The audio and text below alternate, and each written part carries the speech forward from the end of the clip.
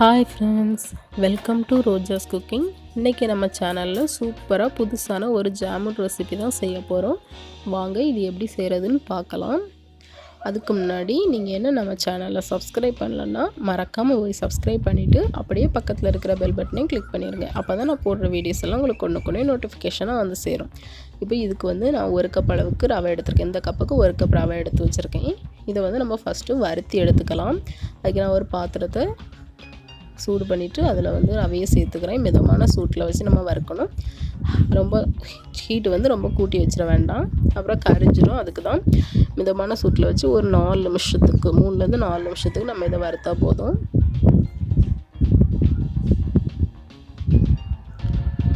இப்போ சரியாக 4 நிமிஷம் ஆகிடுச்சி. ரவை நல்லா வறுபட்டுருக்கு. இதை நான் ஒரு பிளேட்டுக்கு மாற்றிக்கிறேன்.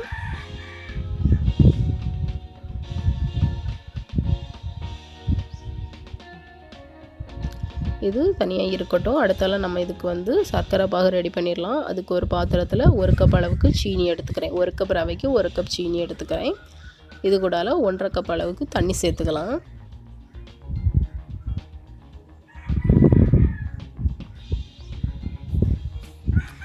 இப்போ இது பாகு பதம்லாம் வர வேண்டாம். இந்த சீனி நல்லா கரைஞ்சி வந்தால் போதும். சுகர் எல்லாமே நல்லா கரைஞ்சி வந்திருக்கு. இது ஒரு கம்மி பதம் எதுவுமே வர வேண்டாம். இந்த பிசுபிசுப்பு தன்மை வரணும், அவ்வளோதான். இப்போ இந்த அளவுக்கு சரியான பதம் வந்ததுக்கப்புறமா நான் இதில் ஒரு 3 ஏலக்காய் தட்டி வச்சுருக்கேன். அதை சேர்த்துடலாம். அதுக்கப்புறமா அடுப்பு ஆஃப் பண்ணியிருக்கேன். அடுப்பு ஆஃப் பண்ணிவிட்டு ஒரு 1/4 எலுமிச்சம்பழம் மட்டும் இதில் புழிஞ்சு விட்டுடலாம். இதை மூடி வச்சிடலாம். மூடி வச்சுட்டு நம்ம அடுத்தால மாவு ரெடி பண்ணிடலாம். அடுத்தால இதுக்கு நான் ஒரு 3 கப் அளவுக்கு பால் எடுத்திருக்கேன். 1 கப் ரவைக்கு 3 கப் அளவுக்கு பால் எடுத்திருக்கேன். அது கொதிக்கட்டும். அதுக்குள்ளே இதில் ஒரு 2 ப்ரெட்டை நல்லா பொடி பண்ணி வச்சுருக்கேன். அப்புறம் ஒரு 2 ஸ்பூன் பால் பவுடர், 2 ஸ்பூன் மைதா மாவு எடுத்து வச்சுருக்கேன். இது எல்லாத்தையும் நல்லா ஒன்றா கலந்து விட்டுடலாம்.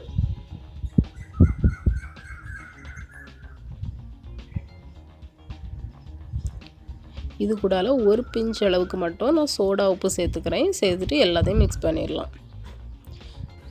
இந்த அளவுக்கு எல்லாத்தையும் நல்லா மிக்ஸ் பண்ணியாச்சு. இது இனி தனியாக இருக்கட்டும்.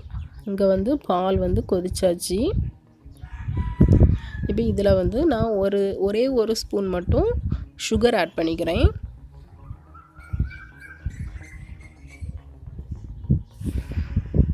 சுகர் நல்லா கரைஞ்சதுக்கப்புறமா இதில் நம்ம வறுத்து வச்சுருந்த ரவையை கொஞ்சம் கொஞ்சமாக ஆட் பண்ணிக்கலாம். சேர்த்து நல்லா கட்டி விடாமல் நம்ம இதை நல்லா கலந்து எடுத்துக்கலாம். இது ரவைங்கிறதுனால உடனே பால் எல்லாத்தையுமே நல்லா உறிஞ்சி இழுத்துக்கும். இது நல்லா சுருண்டு வரணும். அந்த அளவுக்கு நம்ம இதை கிளறி எடுத்துக்கலாம்.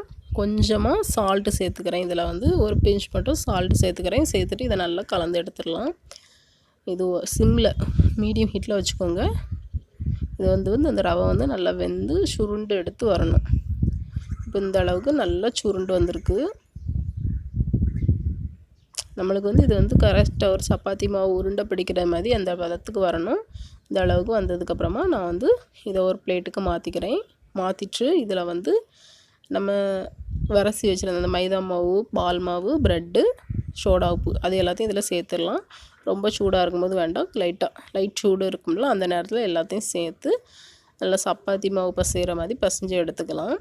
உங்களுக்கு தேவைனாக்கி இதில் அதாவது கொஞ்சம் திக்காக இருக்கிற மாதிரி இருக்கும். அதனால் கொஞ்சம் கொஞ்சமாக பால் சேர்த்து நல்லா காய்ச்சின பால் தான், சூடான பால் வேண்டாம், சாதா பாலே போதும். சேர்த்து நல்லா இதை சப்பாத்தி மாவு பற்றி பசைஞ்சு எடுத்துக்கலாம்.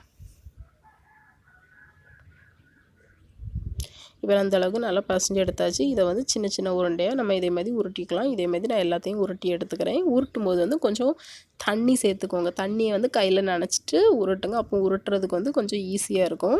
இதே மாதிரி எல்லாத்தையும் பொரிச்சாச்சு. அடுத்த நம்ம இதை பொரிச்சு எடுத்துடலாம். அதுக்கு நான் ஒரு பேனில் எண்ணெய் காய வச்சுருக்கேன். எண்ணெய் சூடானதுக்கப்புறமா இதில் கொஞ்சம் கொஞ்சமாக போட்டு நம்ம எல்லாத்தையும் பொரிச்சு எடுத்துடலாம். ஹீட்டு ரொம்ப ரொம்ப சூடாகவும் இல்லாமல் ரொம்ப மீடியமாகவும் இல்லாமல் கொஞ்சம் நார்மலாக வச்சுக்கோங்க. ஏன்னா ரொம்ப சூடாக இருந்தனைக்கு உள்ளே வேகாது, சீக்கிரம் கரிஞ்சிரும்.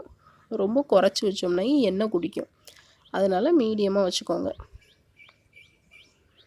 நல்லா கோல்டன் ப்ரௌன் கலர் வரது வர நம்ம இதை வந்து ஃப்ரை பண்ணி எடுத்துக்கலாம்.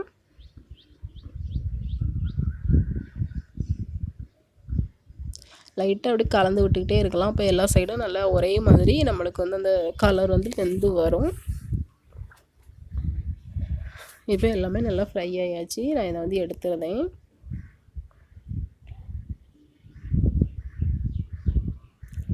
இதே மாதிரி மீதி இருக்கிறது எல்லாத்தையுமே நம்ம இதே மாதிரி பொரித்து எடுத்துக்கலாம்.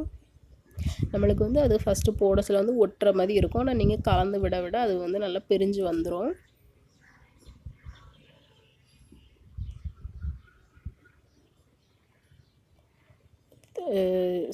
சூடு மட்டும் தீ மட்டும் ரொம்ப கூடவும் இல்லாமல் குறையவும் இல்லாமல் பார்த்துக்கோங்க. இப்போ எல்லாத்தையுமே நான் பொரித்து எடுத்தாச்சு. அடுத்தால இங்கே வந்து நான் மறுபடியும் பாகை வந்து ஒரு 2 நிமிஷம் கொதிக்க வச்சுருக்கேன்.